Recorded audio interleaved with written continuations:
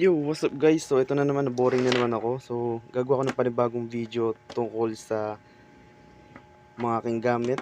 Kasalubong kasi yung kapitbahay ng katrabaho ng pamangkin ng kapatid ng classmate ko nung grade 6 na kapitbahay din pala namin. So tinatanong niya ako, ano yung mga lagi mong ginagamit sa solar mo? Ano ba yung mga most na pwede mong gamitin o yung gamit na gamit? So sige, ito na yung video na top 5 na lagi kong ginagamit sa aking solar. So number 1 is eto. Hindi pala siya number 1, number 5. So pang 5. Pero hugutin ko muna to, di ko lang bakit ko ito sinaksak. Pang dim light lang siya na ilaw. So mukha siyang useless pero sa gabi pag matutulog gamit ko siya pang dim light. Or kapag meron kang titingnan na isang maliit na bagay lang na gusto mo lang liwanagan para lang medyo makita mo na konti, ginagamit ko to. Gamit na gamit ko siya pag gabi, lalo pag magdi-dim light pag matutulog. Then next is yung mga bulbs, number 4.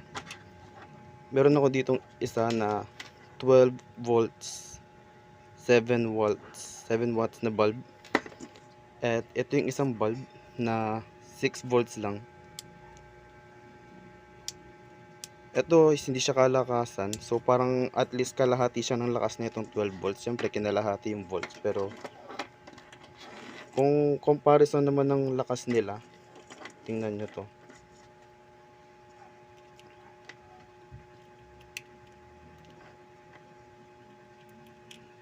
So ito yung lakas ng 12. Then ito yung 6.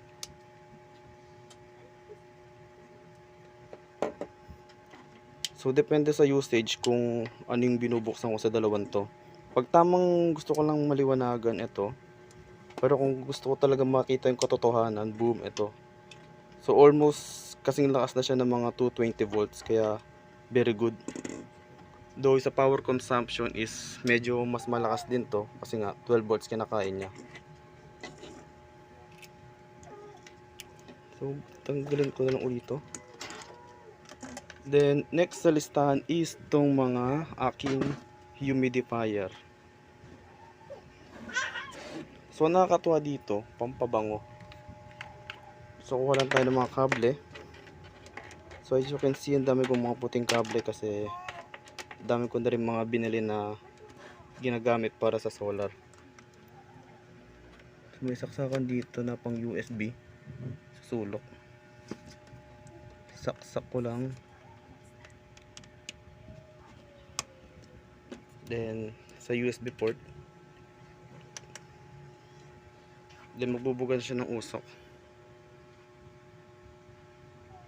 So kinaganda dito, pampabango siya ng kwarto. Pag close yung kwarto nyo, mararamdaman mo yung bango niya. So di ko pa natetesting yung ibang pabango, pero so far ang pinakamabangong nabili ko is ito na scent, cherry blossoms. Gusto kong itry dito yung mga ibang pabango gaya ng juicy red. Baka sakaling amoy college student dito na nag-aaral, mga 18 years old, baka sakaling mas mabango yun. Pero hindi siya nakalagay sa recommendation or ano mo yun, mga pwedeng gamitin talaga.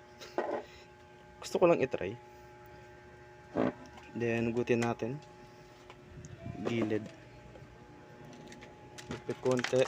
Next sa listahan is pangalawa, number 2 sa lagi kong ginagamit is eto,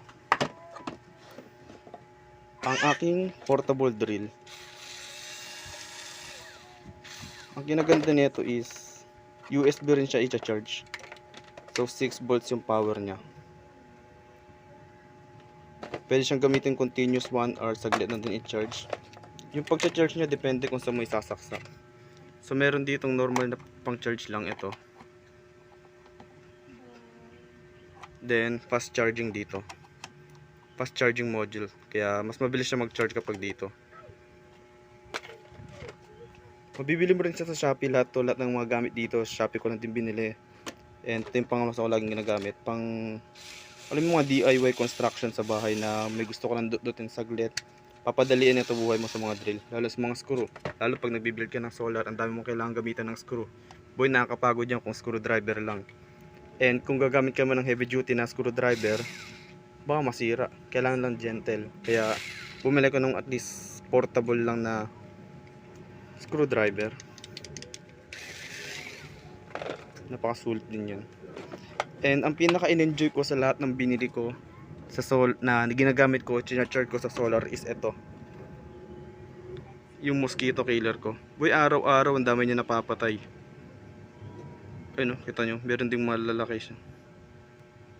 May lamok, bangaw, sapsap, kapitbahay, mga congressman, senador, o sa mga SK, kagawad na nawatakbo sa labas. Yan, nahuhuli.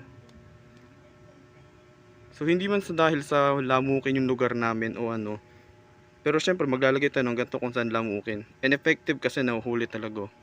Yung kulay violet na liwanag yun yung UV ray na nag-attract sa mga lamok. Then kapag dumikit sila sa dalawang magkasunod na bakal doon, yun, kikislap, papatayin sila. Ang kinaganda, pinapatay talaga, hindi lang nire-repel. Unlike ng mga repellent na babalik lang din kinabukasan. Ito, pinapatay talaga. And every other day, tinatanggal ko yung mga laman yun, pero ang dami pa rin lagi. Kaya nakakatuwa. Nabawasan talagang lamok sa lugar namin.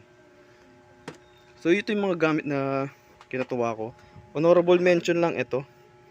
USB detector. Para lang siyang voltmeter pero para sa USB. Pan-track lang ng volts, ng amps, kung tama ba yung lumalabas na voltage sa setup mo. So kunwari ito. Or yung mga ganito. Pag sinaksak mo siya, makikita mo na kung 5 volts talaga ba yung lumalabas or ano man. So yun lang. And pinakagamit din syempre, fast charging module pag nag-charge ng cellphone, the best. Kaysa dito mo isaksak yung cellphone mo, ang tagal mag-charge pag dito. Lalo yung mga bagong cellphone ngayon na kailangan mo ng multi-charging, fast charging, quick charging, ultra fast charging na kung ano man tawag nila. Mas maganda kung meron kang gantong module para mas mabilis mag-charge. So yun lang. Maraming salamat sa panonood. Bye!